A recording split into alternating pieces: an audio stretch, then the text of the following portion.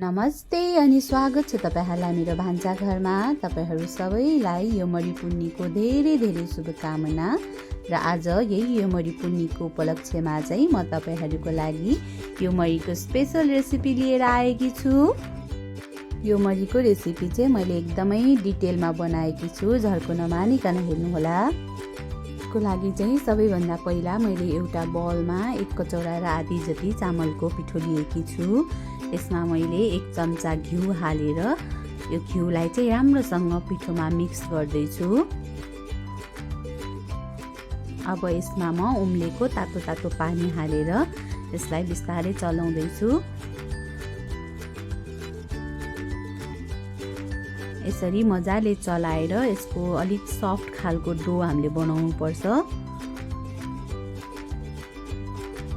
योमरी बनाउने चामलको पिठो चाहिँ एकदमै मसिनो हुनुपर्छ। यो चाहिँ पिठो अलिक गिलो भएको जस्तो लागेर मैले अलिकति पिठो अलिक बढी एड गर्दै छु।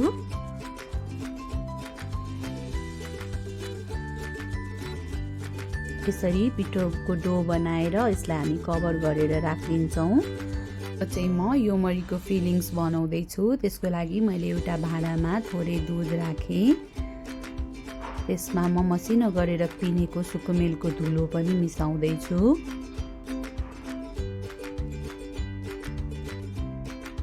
अब यसमा राखेँ मैले खुवा।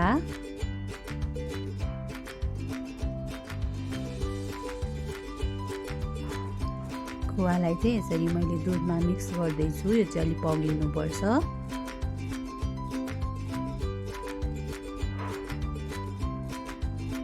त्यसपछि मैले यसमा डेसिकेटेड कोकोनट राख्दै छु। यो कोरेको नरिवलको धुलो हो।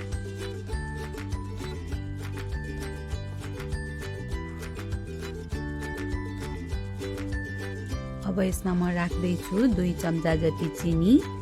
चिनी राख्नु भए पनि हुन्छ, नराख्नु भए पनि हुन्छ। खुवा अलरेडी गुलियो पनि हुन्छ, तर चिनी राख्यो भने चाहिँ अलि मिठो टेस्ट आउँछ योमरीको। यतिको पातलो भएपछि चाहिँ हामीलाई हुन्छ। अब फेरि म नेक्स्ट फिलिङ बनाउँदै छु चाकुको। मैले दुध राखेँ, यसमा म चाकु हाल्दै छु। अब चाकु चाहिँ मजाले पग्लिनु पर्छ।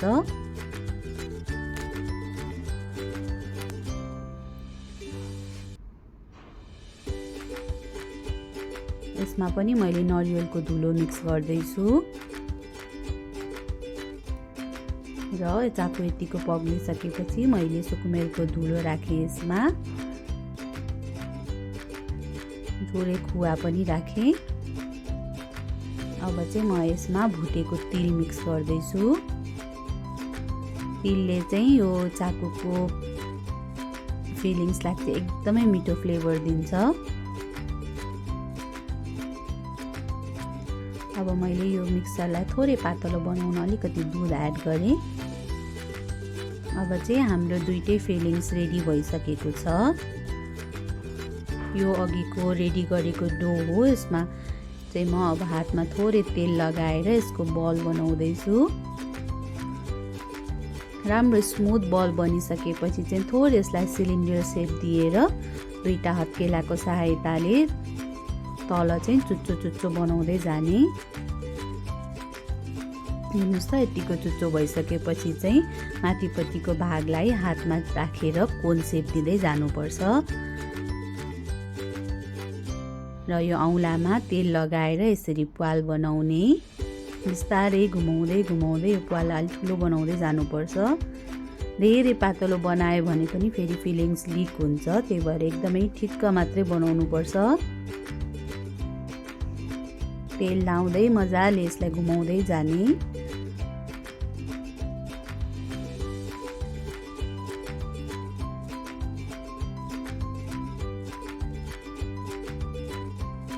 हेर्नुहोस् त, यस्तो भइसकेको छ। म अझै यसलाई मिलाउँदै छु।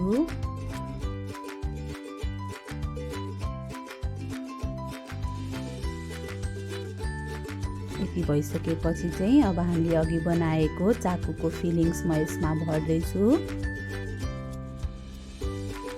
2 चम्चा जति फिलिङ्स हालेपछि चाहिँ चोरौँला र बुढी औँलाको सहायताले चाहिँ हामी यसलाई यसरी घुमाउँदै बन्द गर्दै जान्छौँ। यसरी थिच्दै जाँदाखेरि आफै यो सानो हुँदै क्लोज हुँदै जान्छ। हेर्नुहोस् त यस्तो सेपको भइसकेको छ। अब योमरी चाहिँ विभिन्न तरिकाको सेपको हुन्छ, यसलाई चाहिँ अब मैले यस्तो सेप दिँदैछु। हेर्नुहोस् त हाम्रो चाकुको योमरी रेडी भयो।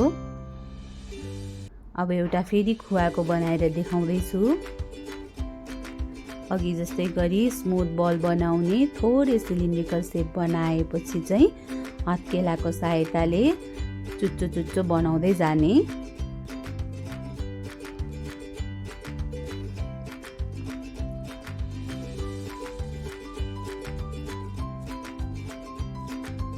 दुईटा हत्केला जोडेर हामी चाहिँ यसलाई चुच्चो सेप दिन्छौँ।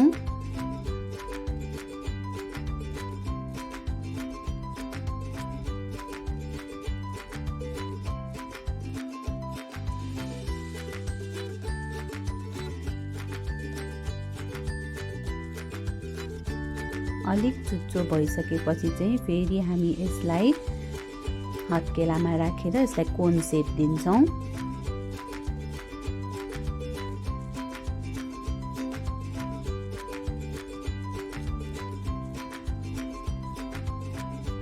फेरि हामी औँलामा तेल लगाएर यसमा होल बनाउँछौँ।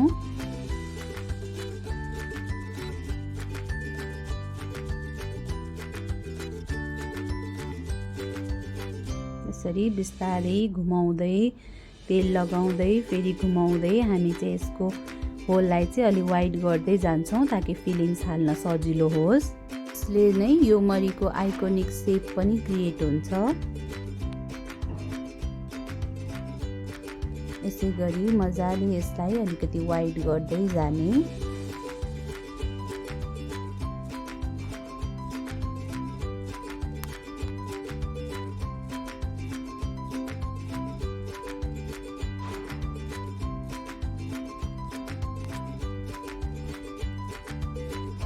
यतिको भइसकेपछि चाहिँ अब यसमा म खुवावाला फिलिङ्स राख्दैछु।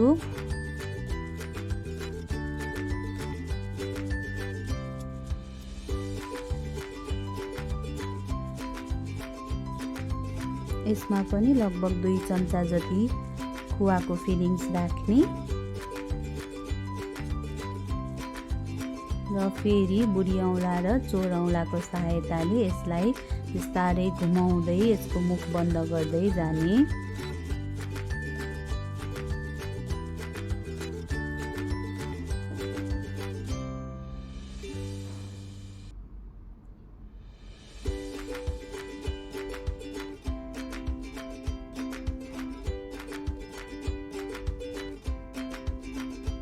हेर्नुहोस् त यस्तो सेप आइसकेको छ।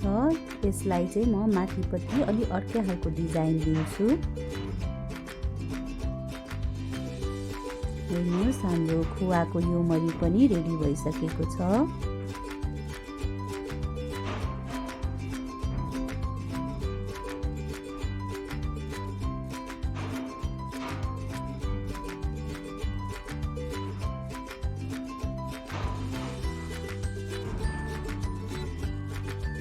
अब चाहिँ यो मोमो पकाउने स्टिमरमा चाहिँ म योमरीलाई राखेर स्टिम गर्दैछु।